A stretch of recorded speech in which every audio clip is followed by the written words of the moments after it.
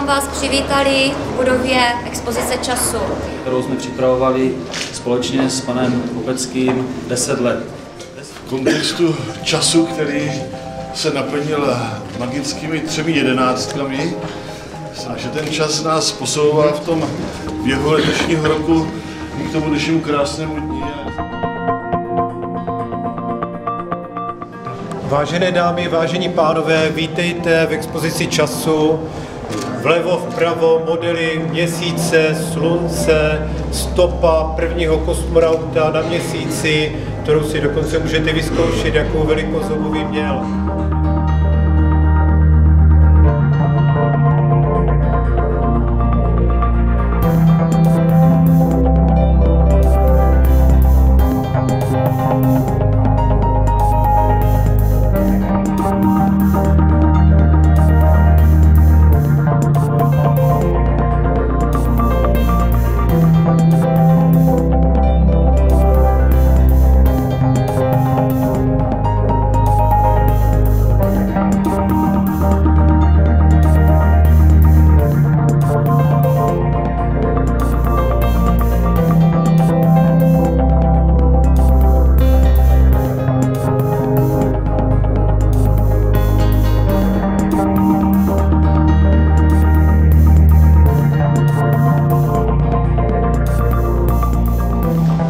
Jsme kolem historických globus Vlastivědného muzea v Olomouci.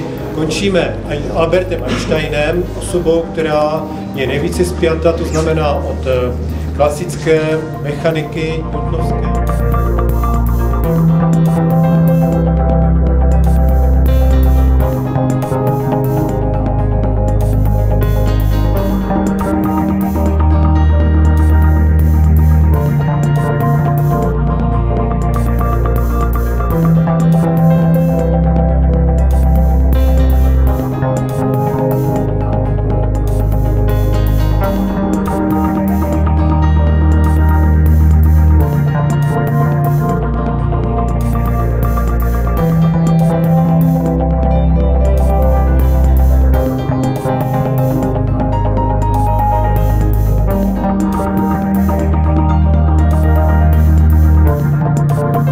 Zase část, která je taková hravější.